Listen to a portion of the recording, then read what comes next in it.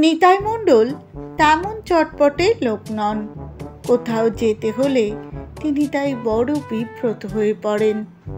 গ্রাম থেকে স্টেশনটি প্রায় মাইল 3 দূরে। গরুর গাড়ি করে যেতে হয়।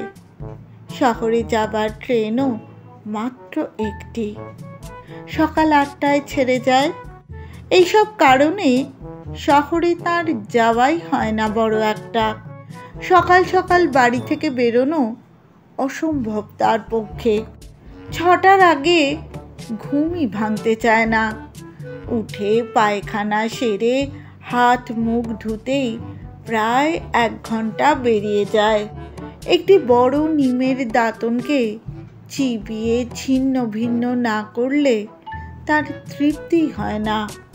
এরপর স্নান, তেল মাখতেই তো আধ ঘন্টা লেগে যায়। তারপর পুজো আছে, ঝাড়া 1 ঘন্টা লাগে। পুজো সেরে জল খাবার নিয়ে বসেন। শুকনো চিঁড়ে আর নারকেল তার প্রিয় খাদ্য। ভালো করে চিবিয়ে 1 বাটি চিড়ে খেতে খানিকটা সময় লাগে বই কি।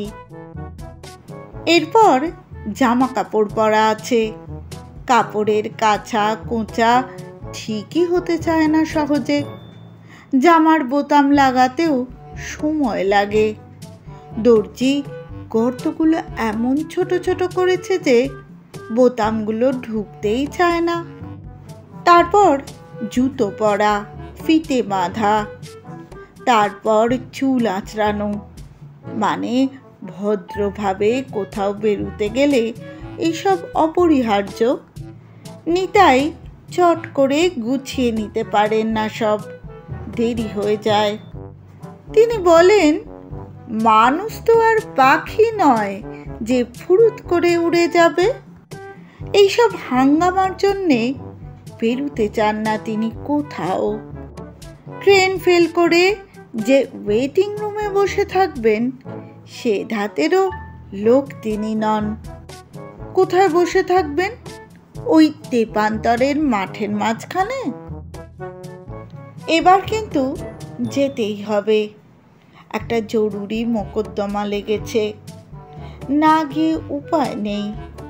আগেই যাওয়া উচিত ছিল। তিনি যথাসম্ভব এড়িয়ে চলছিলেন, কিন্তু আর এড়ানো যাবে না, যেতেই হবে। তার উকিল বিশ্বম্ভর চৌধুরী জরুরি তাগাদা দিয়ে চিঠি লিখেছেন। চিন্তিত হয়ে পড়লেন নিতাই। পুজো সারতেই তো 7টা বেজে যাবে। তারপর ওই গরুর গাড়ি।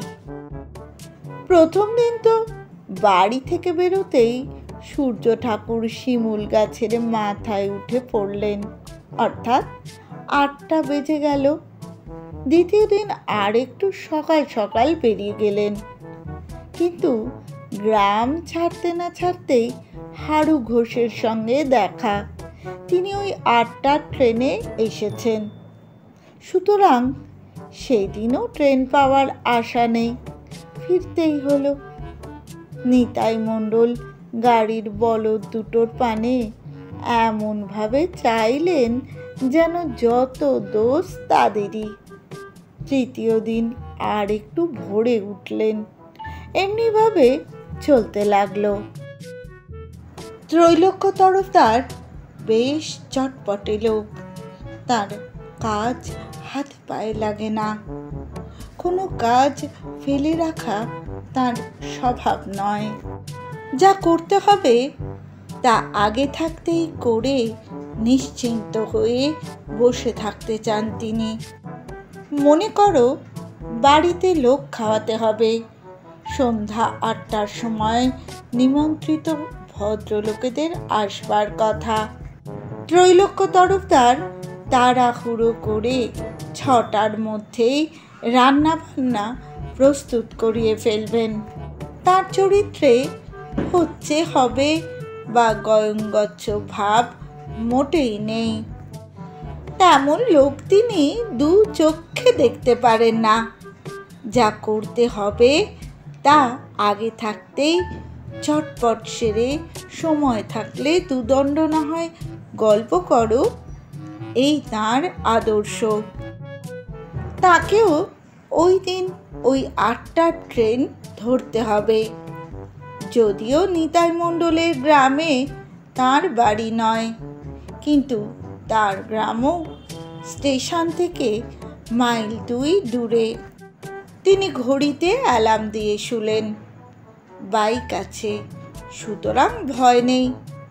নিতাই মণ্ডলের মতো নির্বীরের লোক নন তিনি। তাছাড়া পুজোর অত হাঙ্গামাও নেই তার। তিনি উঠবেন আর শুট করে বাইকে চড়ে বেরিয়ে যাবেন। নির্দিষ্ট দিনে নিতাই মণ্ডলের গরুর গাড়ি যখন স্টেশনের গুমটির কাছে এসেছে, তখন ট্রেনটি হুশ হুশ করে বেরিয়ে গেল।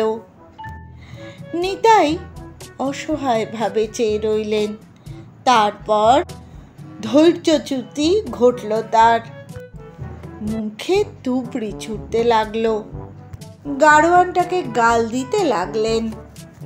গাড়োয়ান বেচারি কি আর বলবে, সে তো যথাসাধ্য জোরেই হাঁকিয়ে এনেছে, কিন্তু মনিবের সঙ্গে তো তর্ক করা যায় না। ঘাড় নিচু করে বসে রইল সে। কিছুক্ষণ চেঁচামেচি চিৎকার করার পর মণ্ডল মশাই অনুভব করলেন ভয়ঙ্কর ক্ষুধার উদ্রেক হয়েছে। আজ না খেয়ে বেরিয়েছিলেন তিনি। চিঁড়ে আর নারকোল পুঁটুলিতে বেঁধে এনেছিলেন। গাড়োয়ানকে বললেন, জিনিসপত্র নিয়ে ওয়েটিং রুমে চ, আগে খেয়ে নি, তারপর যা হয় করা যাবে। তোদের পাল্লায় পড়ে প্রাণটা যাবে দেখছি আমার। জিনিসপত্র নিয়ে ওয়েটিং রুমের দিকে রওনা হলেন তিনি। নিতাই মণ্ডলের পদশব্দে ত্রৈলোক্য তরফদারের ঘুম ভাঙল। ওয়েটিং রুমের বেঞ্চির উপর ধড়মড় করে উঠে বসলেন তিনি। তিনি স্টেশনে এসে পৌঁছেছিলেন ভোর 5টায়। পৌঁছে ওয়েটিং রুমের বেঞ্চিতে শুয়ে ট্রেনের আগমন প্রতীক্ষা করছিলেন। হঠাৎ কখন ঘুমিয়ে পড়েছেন খেয়ালই নেই।